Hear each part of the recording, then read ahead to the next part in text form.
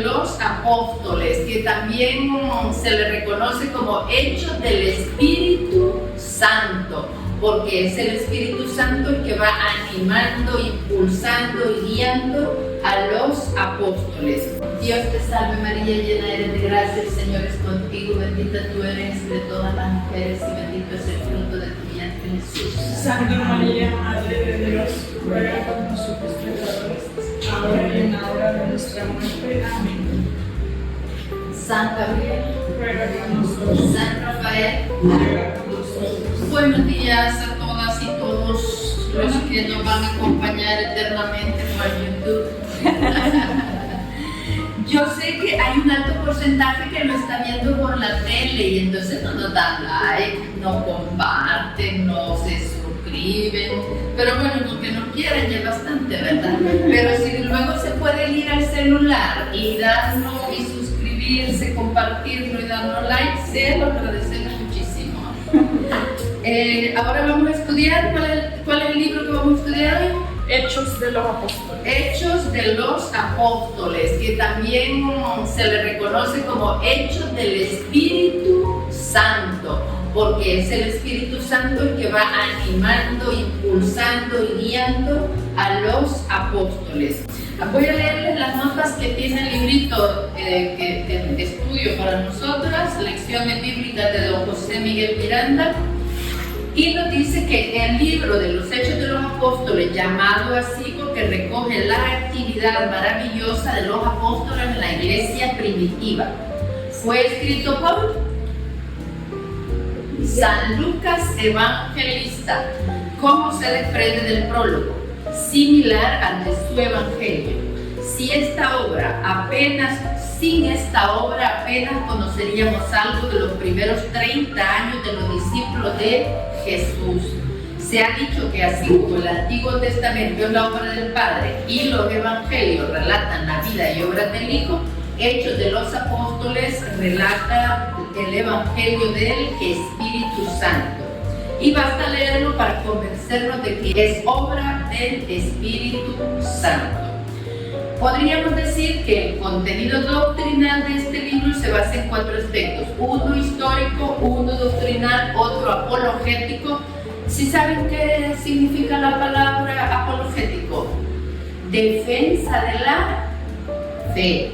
Entonces los apóstoles lo que van haciendo es defensa de la fe. En este libro vamos a encontrar señales, al igual que en los evangelios, milagros, pero también vamos a encontrar discursos.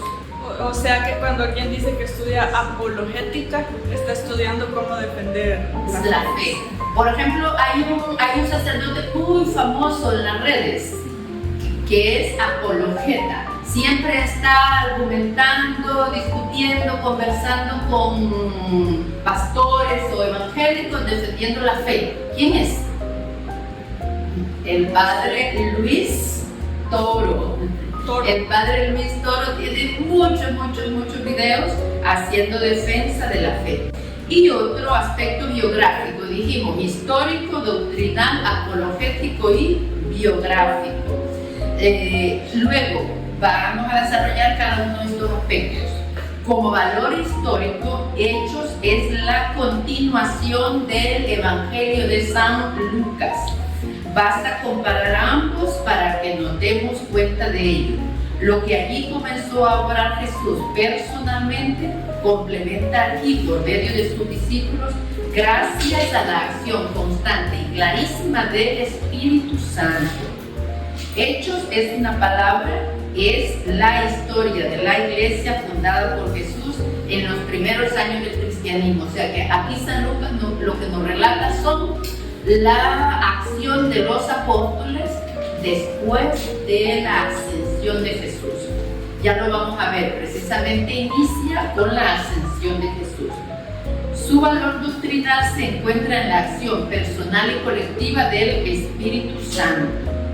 Su valor apologético es tan grande que podríamos decir que es una defensa del cristianismo. Los apóstoles y discípulos son testigos de lo que vieron y dan incluso su sangre por defender lo que vieron.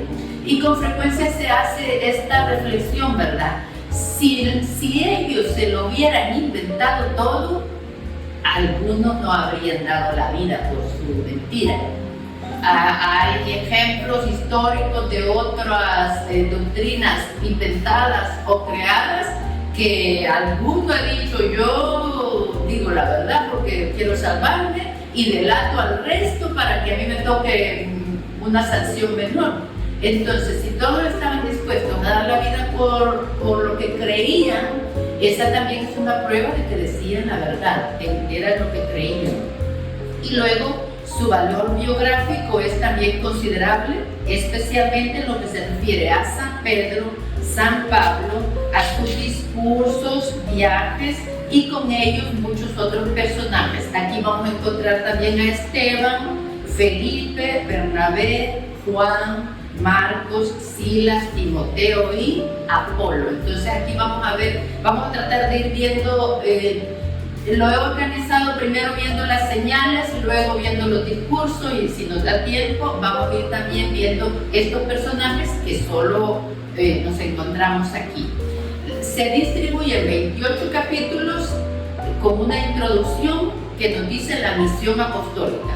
Luego lo apunté en la pizarra: el Evangelio de Jerusalén, el Evangelio en Samaria y Judea, el Evangelio en otras partes, el Evangelio en Cesarea y Roma y la conclusión. Esa es la distribución del libro.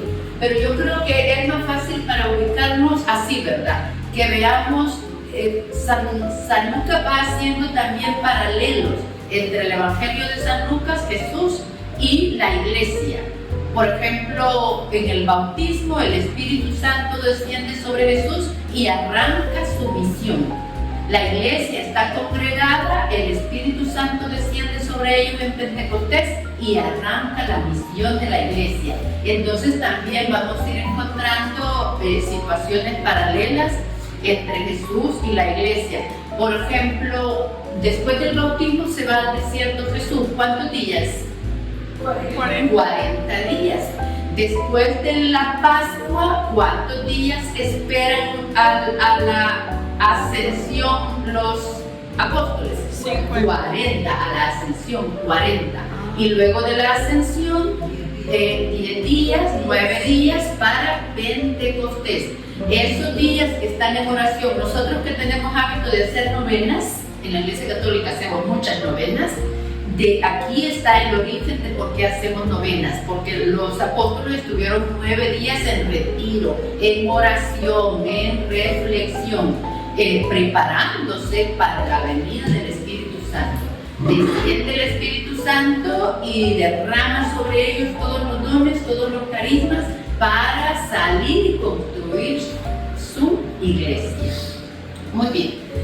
Voy a leer algunas de las notas que están en la introducción del libro de los Hechos de los Apóstoles en la Biblia latinoamericana. Encontramos: durante los 3 años de la vida pública, Jesús puso las bases de su iglesia, reunió a sus primitivos discípulos y los asoció a su misión. Constituyó a Pedro como responsable de la comunión y guardián de la fe. En este nuevo pueblo de Dios hizo de los 12 y los discípulos un pueblo de testigos y les prometió el don del Espíritu que les descubriría la plenitud de esa luz.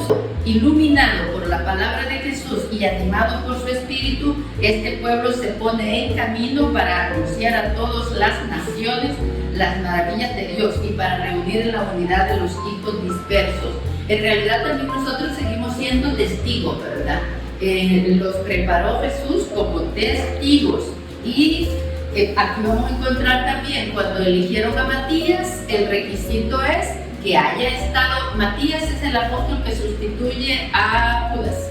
Cuando lo eligen, también eligen entre personas que hayan estado con ellos desde el bautismo de Jesús hasta la ascensión, para que sea un testigo que vio los hechos. No podemos ser testigos si no hemos visto los hechos. En este libro de los Hechos aparecen además otros rasgos importantes, y en primer lugar que la iglesia está enraizada en la experiencia y en la tradición de la fe de Israel. Se manifiesta la misma convicción que ya encontramos en los evangelios. Jesús cumplió las escrituras, es decir, llevó a su plenitud y transfiguró en su propia persona todas las realidades del Antiguo Testamento: la realeza de David, la predicación de los profetas, el templo, el maná, el cordero, etc. En los Hechos de los Apóstoles, a través de las diversas predicaciones de Pedro y en particular de Pablo, Lucas se dedica a señalar cómo el misterio de Cristo y de la Iglesia fueron anunciados y preparados en el Antiguo Testamento, pero también e inseparablemente como este doble misterio devuelve todo su sentido a la historia de Israel. Es muy bonito esta parte de los Hechos de los Apóstoles porque ellos en los discursos, en las evangelizaciones, en la catequesis que van dando a los diferentes pueblos, van enlazando el Evangelio con el Antiguo Testamento. Quizá a veces nos pierde un poquito porque decimos, bueno, ¿y en dónde estoy? Es por eso, ¿verdad? Tenemos que estar atentos a que ellos van fundamentando el Evangelio con el Antiguo Testamento. Eso lo hace más enriquecedor para nosotros, pero también tenemos que estar más alerta para ubicarnos, ¿verdad? ¿Dónde están esa catequesis que ellos están dando? En esta perspectiva, Lucas destaca expresamente los paralelos entre Jesús y su iglesia, pero también entre el pueblo antiguo y la iglesia, entre el pueblo del Antiguo Testamento y la iglesia.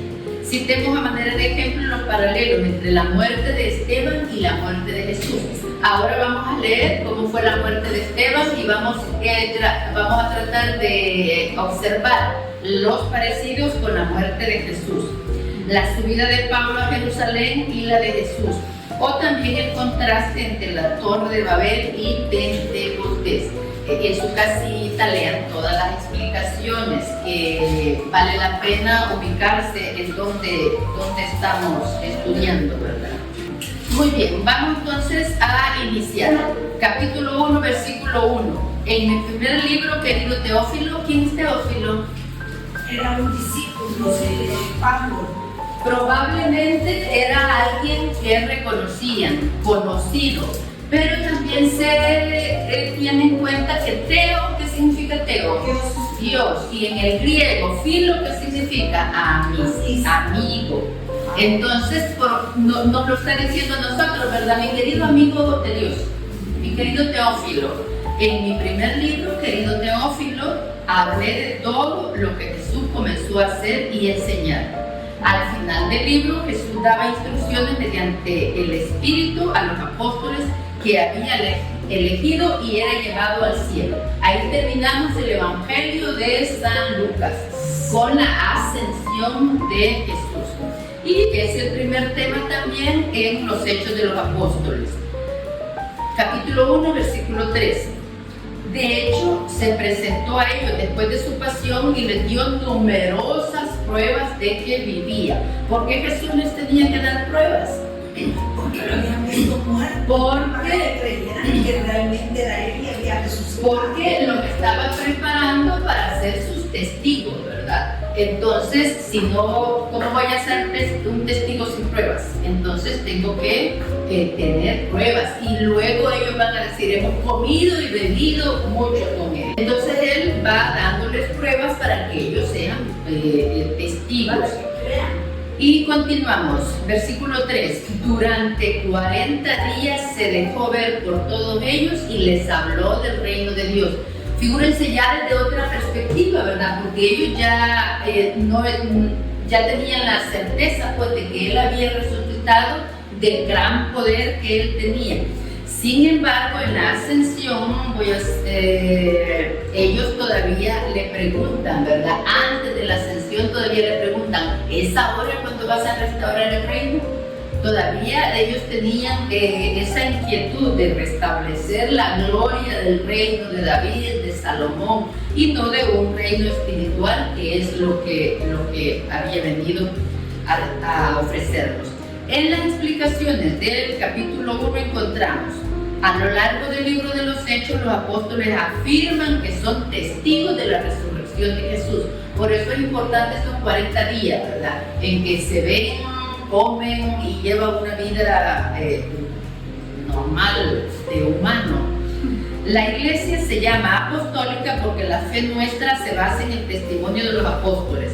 Nosotros creemos lo que los apóstoles creyeron, ¿verdad? Lo que ellos nos han transmitido. Su fe es nuestra fe. Y a través de los hechos de los apóstoles también nos presentan muchas pruebas de la fe en la que creemos. El Espíritu llenará de su fuerza a los apóstoles para que sean en medio del mundo los testigos del resucitado. Uno de los dones del Espíritu Santo es la fortaleza. Entonces, aquellos que huyeron cuando Jesús fue prendido en el huerto, ¿verdad? Y que estaban asustados, escondidos, que no sabían, luego de que desciende el Espíritu Santo sobre ellos, tienen otra fortaleza y salen a exponer su vida, que la van a entregar todos, y para predicar. Estamos en el capítulo 1, versículo 12. Entonces volvieron a Jerusalén desde el monte llamado Los Olivos, que dista de la ciudad como media hora de camino. Entraron a la ciudad y subieron a la habitación superior de la casa donde se alojaban. Allí estaban Pedro, Juan, Santiago y Andrés, Felipe y Tomás, Bartolomé y Mateo, Santiago hijo de Alfeo, Simón el Celotes y Judas hijo de Santiago. Todos ellos perseveraban juntos en la oración, en compañía de algunas mujeres, de María la madre de Jesús y de sus hermanos. Entonces, en el versículo 13, Pedro tomó la palabra en medio de los discípulos. Y aquí empezamos ya a ver el liderazgo de Pedro. Pedro no era el más estudiado, ni el más formado, ni el que más sabía, pero sobre él había fundado su iglesia Jesús. Entonces Pedro toma el liderazgo. Pedro tomó la palabra en medio de los discípulos que había ahí y dijo: hermanos, era necesario que se cumpliera la escritura, pues el Espíritu Santo había anunciado por boca de David lo que hizo Judas. Este hombre que guió a los que prendieron a Jesús era uno de nuestro grupo y había sido llamado a compartir nuestro ministerio común. Sabemos que con el salario de su maldad se compró un campo, se tiró de cabeza y su cuerpo se reventó y se desparramaron sus entrañas. En el Evangelio solo encontramos que se ahorcó, ¿verdad? Y aquí encontramos que se desbarrancó y se sumergió, como si él para suicidarse se hubiera lanzado. Muchos expertos dicen no hay contradicción. De hecho, en algunas películas lo ponen ahorcándose, ¿verdad? En un árbol, como a un risco, como a orillas de un abismo. Entonces, que pudo ahorcarse ahí, romperse el lazo y rodar y romperse en pedazos. Hay mucha cosa detrás de esto, ¿verdad? Por todas las creencias que el pueblo ya tenía en el Antiguo Testamento. Y entonces les dice, ¿verdad? Que lo voy a leer desde el versículo 21. Desde el versículo 20. Esto estaba escrito en el libro de los Salmos, que su morada quede desierta y que nadie habite en ella. Y también está escrito que otro ocupe su cargo. Tenemos pues que escoger a un hombre de entre los que anduvieron con nosotros durante todo el tiempo en que el Señor Jesús actuó en medio de nosotros, desde el bautismo de Juan hasta el día en que fue llevado de nuestro lado. Uno de ellos deberá ser, junto con nosotros, testigo de su resurrección. Presentaron a dos, a José y a Matías. Entonces oraron así: tú, Señor, conoces el corazón de todos, muéstranos a cuál de los dos has elegido. Nos recuerda que recién acabamos de vivir el cónclave, ¿verdad? Y los cardenales tienen que orar pidiendo al Espíritu Santo exactamente esto mismo, que les muestre a quién ha elegido. El líder de la iglesia lo escoge siempre el Espíritu Santo, pero los cardenales en este caso tienen que dejarse inspirar por el Espíritu Santo y descubrir a quién ha elegido. En el versículo 25, para ocupar este cargo y recibir este ministerio y apostolado del que Judas se retiró para ir al lugar que le corresponde. Echaron suertes entre ellos y le tocó a Matías, que fue agregado a los 11 apóstoles. También esta es la última vez, ¿verdad?, que en la iglesia se echaron suertes. Porque ya invocamos, ¿verdad?, al Espíritu Santo. En el capítulo 2 tengo el guión aquí para dirigirme, pero pues no quiero dejar sin leer esto, ¿verdad? La venida del Espíritu Santo está en el capítulo 2. Cuando llegó el día de Pentecostés, estaban todos reunidos en el mismo lugar. De repente vino del cielo un ruido, como el de una violenta ráfaga de viento que llenó toda la casa donde estaban. Y aparecieron unas lenguas como de fuego, que se repartieron y fueron posándose sobre cada uno de ellos. Todos quedaron llenos del Espíritu Santo y comenzaron a hablar en otras lenguas según el Espíritu les concedía que se expresaran. Aquí tenemos, ¿verdad?, el don de lenguas. El don de lenguas es bastante más amplio. A ver si alguna vez podemos estudiar los dones. Cuando vayamos estudiando las cartas de San Pablo, voy a tratar de ir haciendo un estudio un poquito más amplio sobre los dones y carismas, porque la verdad es que son muy amplios. Nosotros pensamos que el don de lengua es solo hablar de una forma que nadie reconoce, ¿verdad? Es muchísimo más amplio y es bueno que lo conozcamos y que lo pidamos para que vivamos en armonía con nuestra familia, con nuestros compañeros de trabajo, en nuestro entorno. Muy bien, estaban de paso en Jerusalén judíos piadosos llegados de todas las naciones que hay bajo el cielo, y entre el gentío que acudió al oír aquel ruido, cada uno los oía hablar en su propia lengua. Todos quedaron muy desconcertados y se decían llenos de estupor y admirados: pero estos no son galileos, y miren cómo hablan. Cada uno de nosotros los oímos en nuestra propia lengua nativa. Y luego sigue, ¿verdad?, especificando de todos los lugares donde habían llegado.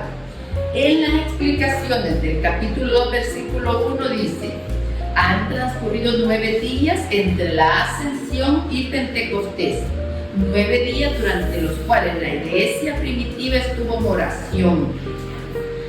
Pentecostés en griego significa 50, era la fiesta llamada de las semanas en la Biblia hebrea, 7 semanas después de la Pascua. Al inicio era la fiesta de la cosecha, después se había convertido en la fiesta de la ley dada en el Sinaí. El don de la ley será reemplazado por el don del Espíritu Santo. Este Pentecostés anunciado por Jesús es el acto de fundación de la iglesia que toma el lugar de Jesús en el mundo y en la historia. Para que la iglesia arrancara tenía que partir Jesús. Entonces eso también, ¿verdad?, nos da una idea de que para que los discípulos tomen la batuta tienen que dejársela a Jesús y dejarles un amigo que les acompañara, ¿verdad?, al Espíritu Santo. En la explicación del versículo 6 dice: los oían hablar en su propia lengua. Lo importante no es tanto que los apóstoles se pongan a hablar lenguas extranjeras, sino que todos esos extranjeros escuchen en su propio idioma la proclamación de las maravillas de Dios. Sí, ¿verdad? Entonces, qué bueno acudir nosotros siempre, en todas nuestras circunstancias, pedir luz, pedir fortaleza, pedir guía al Espíritu Santo. Y vamos a ir viendo en todo el libro de los Hechos de los Apóstoles la acción del Espíritu Santo. Bueno, vamos a continuar con un paralelo entre las señales que hace Pedro y las que hace Pablo. Y por ejemplo, cada uno de ellos cura a un tullido. Pedro lo encontramos en el capítulo 3, versículo 1. ¿Listas? Pedro y Juan sanan a un hombre tullido. Un día Pedro y Juan subían al templo para la oración de las 3 de la tarde. Acababan de dejar allí a un tullido de nacimiento. Todos los días lo colocaban junto a la puerta hermosa, que es una de las puertas del templo, para que pidiera limosna a los que entraban en el recinto. Cuando Pedro y Juan estaban para entrar en el templo, el hombre les pidió limosna. Pedro, con Juan a su lado, fijó en él su mirada y le dijo: míranos. El hombre lo miró esperando recibir algo, pero Pedro le dijo, es una de las respuestas de Pedro que más me gusta, ¿verdad? Porque muchas veces nos pasa esto. Pedro le dijo: no tengo oro ni plata, pero te doy lo que tengo. En nombre del Mesías, Jesús el Nazareno, camina. Muchas veces nosotros, queriendo dar grandes cosas, hermosas cosas, no damos nada, porque pues, como que nunca encontramos algo tan grande ni tan valioso para darlo. Entonces por eso me gusta a mí esta respuesta de Pedro: no tengo oro ni plata, pero lo que tengo te doy. Tengo mi alegría, te la doy. Tengo una idea que te puede servir, te la doy. Tengo un consejo que te puede servir, te lo doy. Aunque en ese momento la persona no esté preparada, le queda en su corazón, ¿verdad? Y en algún momento dice: esto lo aprovecho. Entonces siempre pensemos eso, ¿verdad? Si tenemos oro y plata, perfecto. Pero no tengo oro ni plata, pero lo que tengo que doy. El amor es darse uno mismo, ¿verdad? Entonces darnos nosotros mismos. Por eso me gusta mucho a mí esta respuesta de Pedro. En nombre del Mesías Jesús, camina. Y tomándolo de la mano derecha, lo levantó. Inmediatamente tomaron fuerza sus tobillos y sus pies, de un salto se puso en pie y empezó a caminar. Luego entró caminando con ellos en el recinto del templo, saltando y alabando a Dios. Se me hace como un niño pequeño, ¿verdad? Estrenando sus piernas, porque era tullido de nacimiento, estrenando sus piernas, saltando como una cabrita, me lo imagino yo, ¿verdad? Saltando emocionado, porque saltando entró al pueblo. Luego vamos a irnos al mismo, la misma señal que hace Pablo en el capítulo 14, versículo 8. Pablo se encuentra en Listra y Derbe. En el 14, en el versículo 1 dice: en Iconio ocurrió lo mismo. Pablo y Bernabé entraron en la sinagoga. Como estamos haciendo las similitudes, ¿verdad? Las semejanzas entre las señales de Pedro y Pablo, allá Pedro actúa con Juan y aquí Pablo actúa con Bernabé. 14:8. Había en Listra un hombre tullido que se veía sentado y con los pies cruzados. Era inválido de nacimiento y nunca había podido caminar. Un día, como escuchaba el discurso de Pablo, este fijó en él su mirada y vio que aquel hombre tenía fe para ser sanado. Qué importante es esto, ¿verdad? Que también la persona tiene que tener fe para ser sanada. Si nosotros no nos lo creemos, Dios no puede actuar en nosotros. Y encontramos las explicaciones. Una vez fuera de la ciudad, en la que el griego era hablado por muchas personas, nada les facilitaba el contacto. El sentido es de que en la ciudad muchas personas hablaban el griego, pero fuera de la ciudad no. Entonces, fuera de la ciudad nada les facilitaba este contacto. En primer lugar, el problema del idioma, que fue ocasión de una de esas experiencias que no se olvidan. El contacto imprevisto con una población tan extraña al mundo del predicador, en que ya no es dueño de la palabra y nunca sabrá lo que pudo contar el oyente. La curación del enfermo despierta a todo un pueblo que vivía su fe según costumbres ancestrales. y que era incapaz de comprender a dónde quería llegar Pablo. Ni siquiera entendían su griego. Entonces las señales son las que las mueven, les impulsan, los despiertan a creer, a interesarse por conocer más. Entonces tenemos, ¿verdad? En San Pedro puro un tullido y San Pablo puro un tullido. Vamos de nuevo al capítulo 9, versículo 32. Pedro visita las iglesias. Pedro, que recorría todos los lugares, fue también a visitar a los santos que vivían en Lida. Allí encontró a un tal Eneas que era paralítico y desde hacía 8 años yacía en una camilla. Pedro le dijo: Eneas, Jesucristo te sana, levántate y arregla tu cama. Y de inmediato se levantó. Todos los habitantes de Lida y Sarón lo vieron y se convirtieron al Señor. Volvemos, ¿verdad?, a remarcar lo mismo. Estas son las señales que van convenciendo al pueblo. Y me llama la atención, ¿verdad? Levántate y arregla tu cama. Cuando abrimos el primer ojo en la mañana, ¿verdad?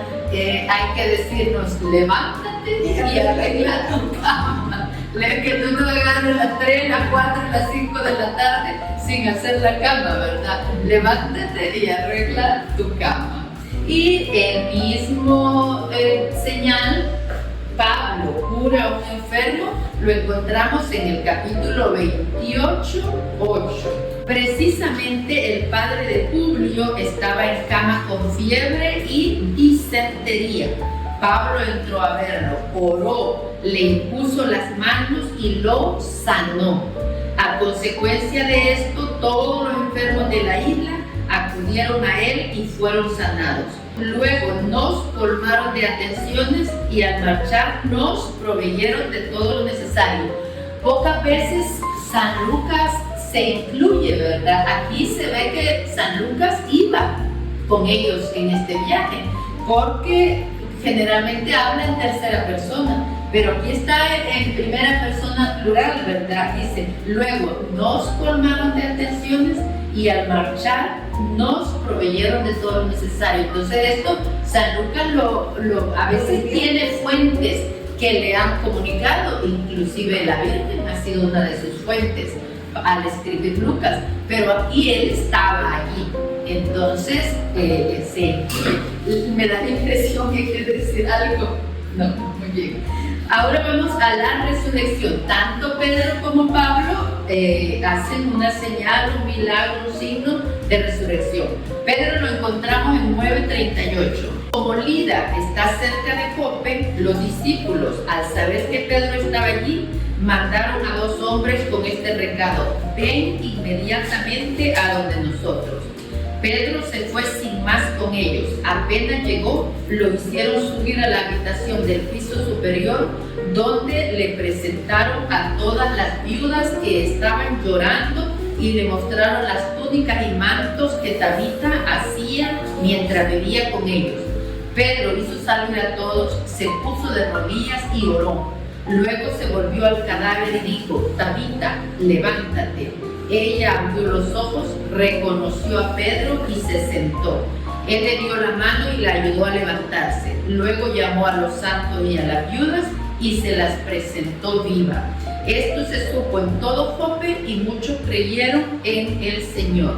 Pedro permaneció en Jope bastante tiempo en casa de un curtidor llamado Simón. Y la misma señal también la encontramos con Pablo en el capítulo 20, versículo 7. El primer día de la semana estábamos, otra vez aquí sí está San Lucas, ¿verdad? En el primer día de la semana estábamos reunidos para la fracción del pan. Y Pablo, que debía irse al día siguiente, comenzó a conversar con ellos. Pero su discurso se alargó hasta la medianoche. Había bastantes lámparas encendidas en la pieza del piso superior donde estábamos reunidos. Un joven llamado Eutico estaba sentado en el borde de la ventana y como Pablo no terminaba de hablar, el sueño acabó por vencerle. se durmió y se cayó desde el tercer piso al suelo. Lo recogieron muerto. Hay un librito, ¿verdad?, que se llama La Misa, un librito bien chiquito que relata la historia de Eutico y dice que ha estado toda la madrugada pecando. Y entonces, si se levantó, vamos a ser generosos, se levantó a las 4 de la mañana y se fue a pescar y luego el discurso llega hasta la medianoche, pues a mí me parece muy natural que se duerma. Ha de ser de mi naturaleza, que necesito mucho oxígeno, porque eso es que estaba sentado en la ventana. Y hay muchos análisis sobre esto, que como que Eutico no estaba decidido, ¿verdad? Estaba mitad en la sombra y mitad en la luz, porque dice, había muchas lámparas en el recinto, pero afuera estaba oscuro. Entonces, como se ve también allí una indecisión, ¿verdad? Que Eutico ni está en la luz, ni está en la oscuridad. A veces nos pasa eso, que ni estamos en la luz, ni estamos en la oscuridad, no nos decidimos todavía. ¿Cómo se llama el librito? La misa. Solo me recuerda, yo lo tengo.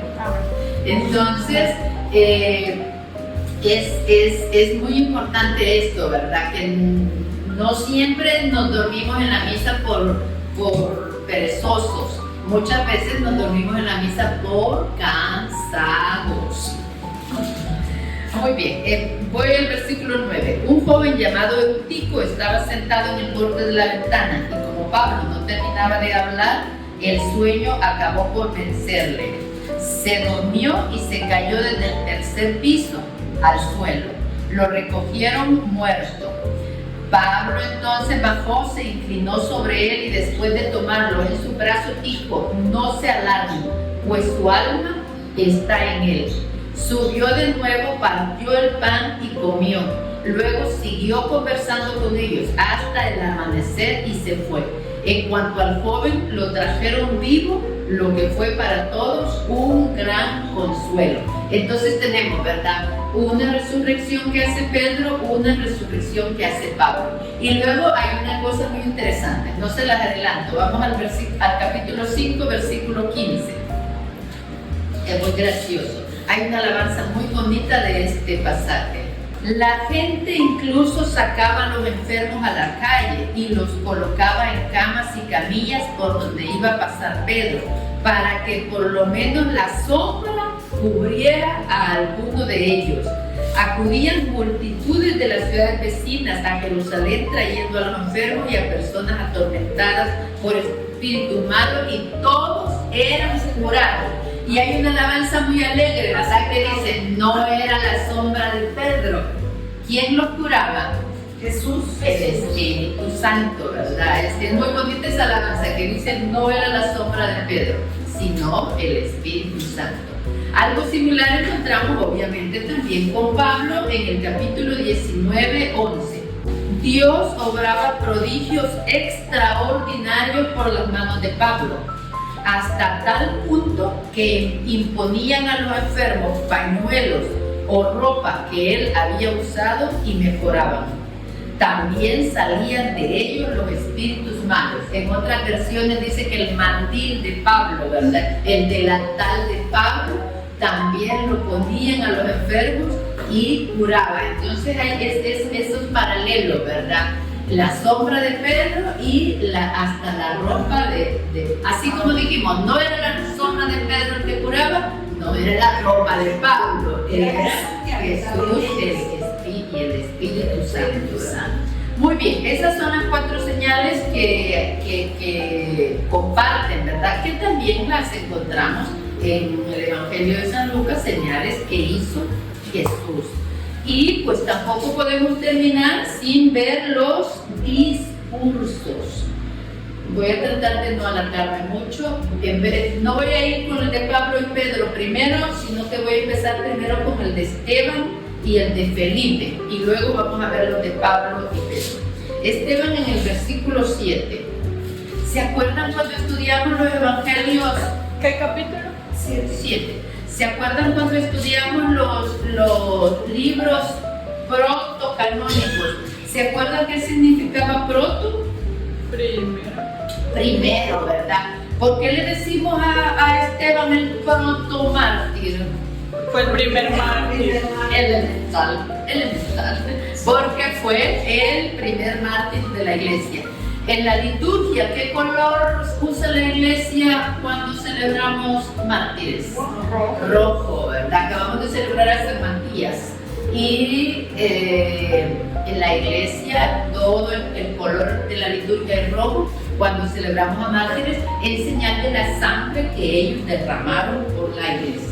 Muy bien, Esteban, versículo 7, no lo voy a hacer todo, no lo voy a leer todo porque es el discurso más largo de la Biblia. Y entonces voy a tener que ir dando saltitos, lo siento, pero luego ustedes lo leen con calma y completo en su casita. Capítulo 7. Entonces el sumo sacerdote le preguntó: ¿es verdad lo que dice? Esteban respondió: hermanos y padres, escúchenme. El Dios glorioso se apareció a nuestro padre Abraham mientras estaba en Mesopotamia, antes de que fuera a vivir a Harán, y le dijo: deja tu país y tu parentela y vete al país que te indicaré. Entonces abandonó el país de los caldeos y se estableció en Harán. Versículo 6. Dios le habló así: tus descendientes vivirán en tierra extranjera y serán esclavizados y maltratados durante 400 años. Pero yo pediré cuentas a la nación a la que sirvan como esclavos. Después saldrán y me darán culto en este lugar. Luego hizo con él el pacto de la circuncisión. Y así, al nacer su hijo Isaac, Abraham lo circuncidó al 8º día. Lo mismo hizo Isaac con Jacob y Jacob con los 12 patriarcas. Vamos al versículo 20. Fue en este tiempo cuando nació Moisés, que era precioso para Dios. Durante 3 meses fue criado en la casa de su padre, y cuando tuvieron que abandonarlo, la hija del faraón lo recogió y lo crió como hijo suyo. Así Moisés fue educado en toda la sabiduría de los egipcios y llegó a ser poderoso en sus palabras y en sus obras. Versículo 30. Pasado 40 años se le apareció un ángel en el desierto del monte Sinaí, en la llama de una zarza que ardía. Moisés quedó perplejo ante esta visión y al acercarse para mirar oyó la voz del Señor: yo soy el Dios de tus padres, el Dios de Abraham, de Isaac y de Jacob. Moisés sintió tanto miedo que no se atrevía ni a mirar. Pero el Señor le dijo: quítate las sandalias, porque el lugar que estás pisando es tierra santa. Nos vamos a ir hasta el versículo 44. Nuestros padres tenían en el desierto la tienda del testimonio. El que hablaba a Moisés le había ordenado que la fabricara según el modelo que había visto.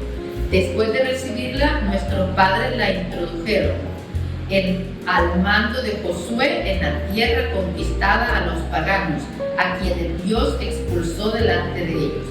Esto duró hasta los días de David, versículo 46. David agradó a Dios y quiso darle una morada entre los hijos de Jacob. De hecho, fue Salomón quien le edificó el templo. Voy a ir hasta el versículo 54. Al oír este reproche, se enfurecieron y rechinaron los dientes de rabia contra Esteban.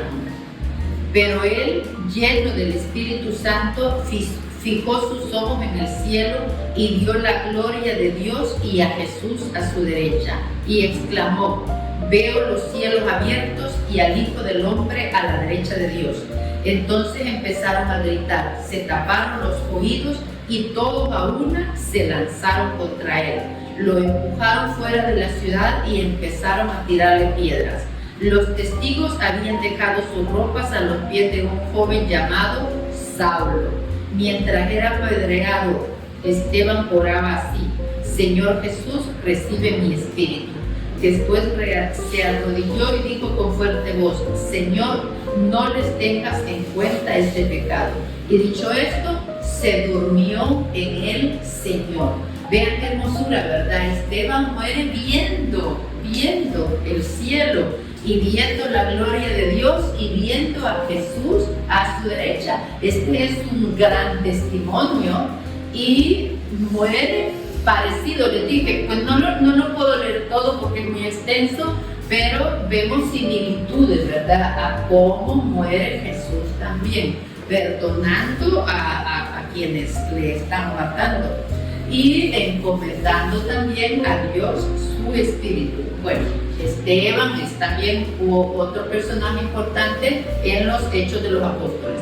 Luego uno que ya conocemos, en el capítulo 8, 26, encontramos a Felipe, que bautiza a un etíope. A Felipe ya lo estudiamos antes, ¿verdad? Sí, a Felipe ya lo estudiamos antes. Y entonces vamos a ir ya directamente a los discursos de Pedro y de Pablo. Vamos a empezar con Pedro en el capítulo 2, 14.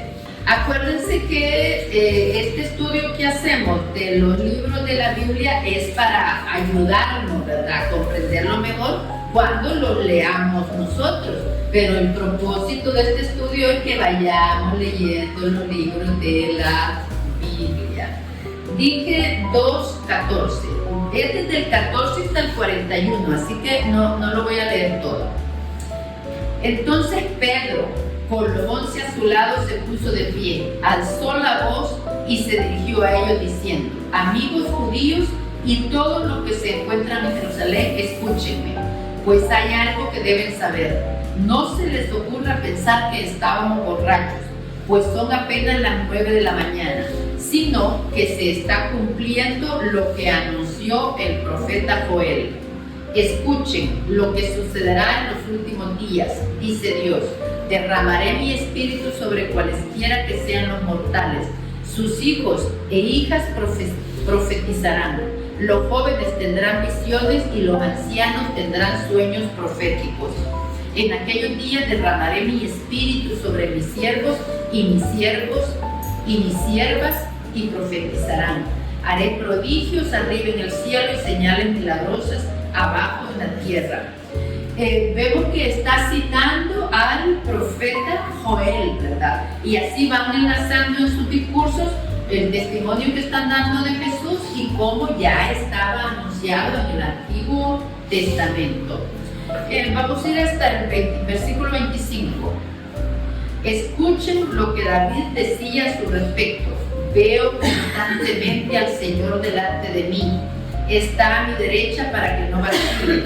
Por eso se alegra mi corazón y te alabo muy gozoso, y hasta mi cuerpo esperará en paz.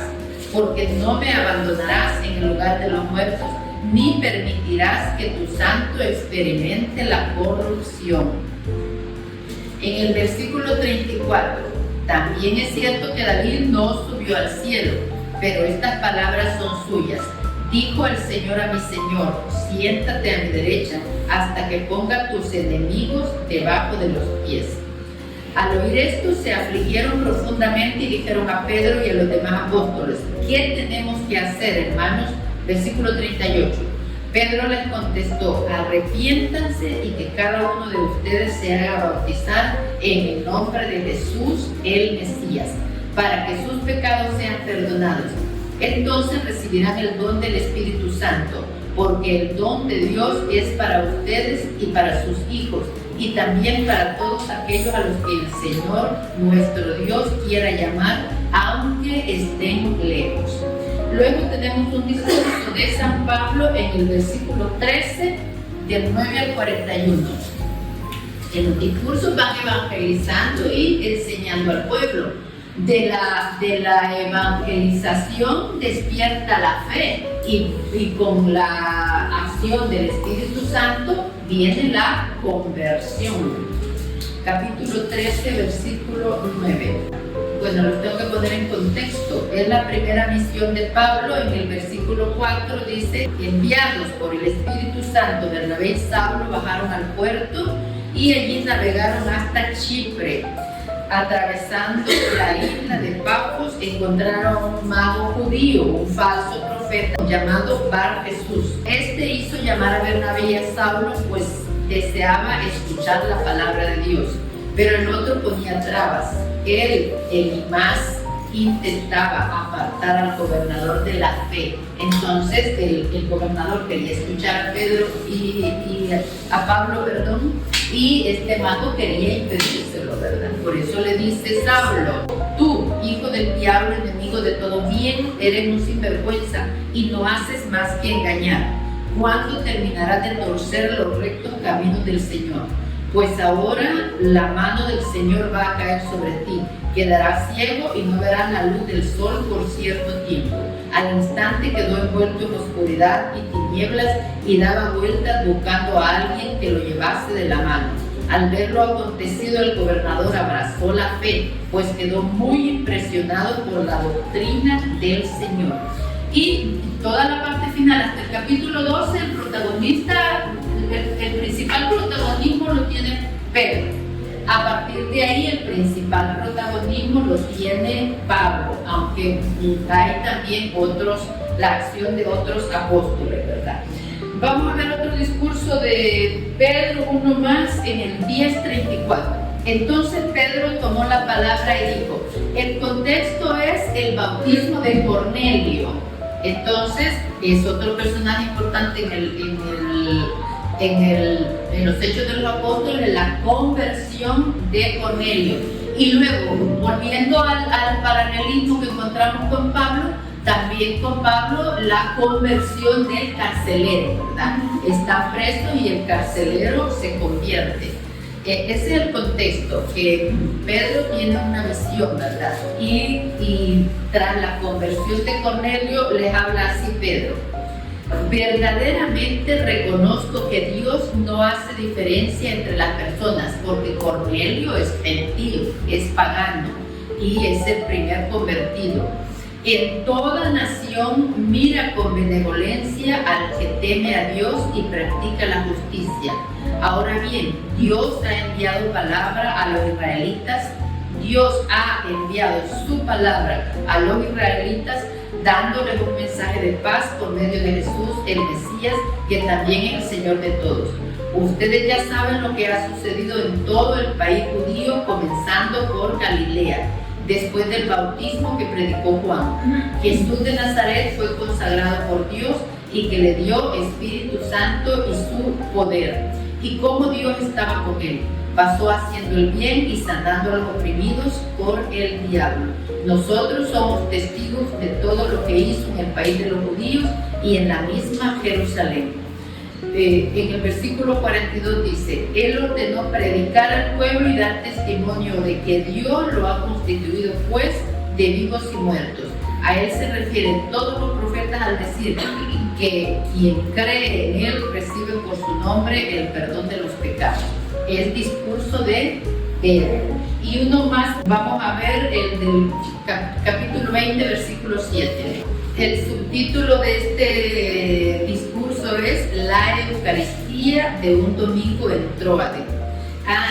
Y bueno, ya lo tenemos adelantado, ¿verdad? Porque es la señal que acabamos de ver de la resurrección de Eutico. Sí. Así que voy a escoger otro, 26.1. Pablo da testimonio ante el rey Agripa. Ya está arrestado, ¿verdad? Y lo presentan ante el rey Agripa. Luego el viaje a Roma, para ponernos en contexto.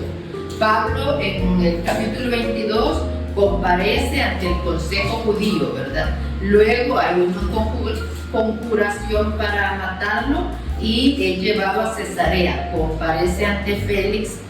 Luego dice por aquí, ¿verdad?, que Félix lo mandaba a llamar con frecuencia para ver si le ofrecía soborno, para ver si le ofrecía dinero. Y luego comparece ante el gobernador Festo. Y el que vamos a leer está ante Agripa. Agripa es judío y los demás son romanos, que también allí hay similitud con Jesús, ¿verdad?, que comparece ante los judíos y ante los romanos. Agripa dijo a Pablo: ¿puedes hablar en tu defensa? Entonces Pablo extendió su mano y empezó a hablar así: Rey Agripa, me siento afortunado de poderme defender hoy ante ti. de todo lo que me reprochan los judíos, pues tú conoces perfectamente sus costumbres y las discusiones propias de ellos. Por eso te ruego tengas la bondad de escucharme. Todos los judíos saben cómo hemos vivido desde mi juventud, tanto en la comunidad judía como en Jerusalén. ¿Qué sabemos de Pablo? Que era un judío cumplidor. Muy preparado, muy estricto en su vida, en el cumplimiento de la ley. Por eso es que andaba persiguiendo a los cristianos. San Pablo empieza defendiendo su fe judía y termina defendiendo su fe cristiana. Y aquí otro pasaje muy importante es la conversión de San Pablo.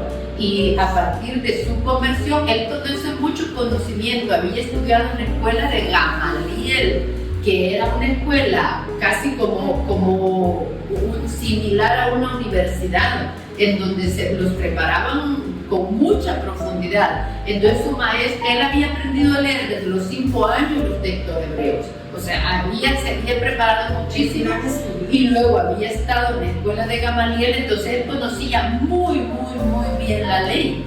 Y claro, cuando se convierte, sabe explicar desde la ley judía la venida de Jesús y dar testimonio de Jesús basándose en el Antiguo Testamento. Y repetimos, versículo 4. Todos los judíos saben cómo he vivido desde mi juventud, tanto en la comunidad judía como en Jerusalén. Me han visto de tan cerca que, si quisieran, podrían testificar que he vivido como un fariseo en la secta más estricta, más rigurosa de nuestra religión. Y si ahora estoy aquí procesado, es por esperar la promesa hecha por Dios a nuestros padres. Él sabe reconocer perfectamente en Jesús la promesa hecha a los primeros padres. En el versículo 11 dice: recorría las sinagogas y multiplicaba los castigos para obligarlos a renegar de su fe. San Pablo fue un gran perseguidor de los cristianos. Dice en el versículo 13: en el camino, oh rey, a eso del mediodía, vi una luz que venía del cielo, más resplandeciente que el sol, que nos deslumbró a mí y a los que me acompañaban. Todos caímos al suelo y yo oí una voz que me decía en hebreo: Saulo, Saulo, ¿por qué me persigues? En vano pataleas contra el aguijón. Y yo dije: ¿quién eres, Señor? Y el Señor dijo: yo soy Jesús a quien tú persigues. Ahora levántate y ponte en pie. Me he manifestado a ti para hacerte servidor y testigo de lo que has visto de mí y de lo que te mostraré más adelante. Al principio los otros apóstoles hasta temor tenían, ¿verdad?, de que Pablo estuviera fingiendo para dentro de la iglesia destruirla más fácil, digámoslo. Versículo 17: yo te protegeré tanto de tu pueblo como de los paganos a quienes te envío. Jesús lo envía a evangelizar a los paganos, pero entonces tiene enemigos por todos lados, ¿verdad? Enemigos desde su pueblo, porque confiaban en él, era uno de ellos, le daban poderes para ir contra los cristianos, y ahora se convierte al cristianismo, y los paganos tampoco eran amigos de él. Entonces le dice: yo te protegeré tanto de tu pueblo como de los paganos a quienes te envío. Tú les abrirás los ojos para que se conviertan de las tinieblas a la luz y del poder de Satanás a Dios.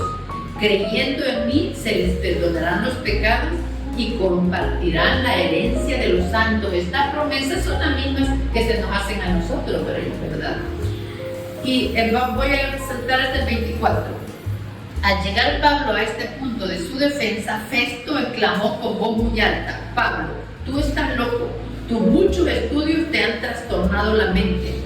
No estoy loco, excelentísimo Festo, contestó Pablo, estoy diciendo cosas verdaderas con mucho sentido. El rey está bien enterado de esas cosas, por eso le hablo con tanta libertad. Estoy convencido de que no ignora nada de este asunto, pues estas cosas no han sucedido en un rincón. ¿Crees a los profetas? Yo sé que crees. Agripa le contestó: un poco más y vas a pensar pensar que ya me has hecho cristiano. Pablo le respondió: por poco o por mucho, quiera Dios que no solo tú, sino también todos los que hoy me escuchan llegaran hasta donde yo he llegado, a excepción de estas cadenas, porque pues está prisionero. Bueno, ¿alguna idea que quieran? Yo creo que hemos abarcado bastante las señales, los parecidos entre Pedro y Pablo. Hemos hablado de Esteban, de un poquito de Cornelio, un poquito de Felipe también, que ya lo hemos estudiado, y luego la conversión de San Pablo y los discursos. Los discursos van encaminados a la conversión de quienes le escuchan, ¿verdad? Bueno, creo que hemos hecho al final un estudio bastante amplio, pero hay que leerlo completo en casa con mucho tiempo y dedicación. Pues terminamos.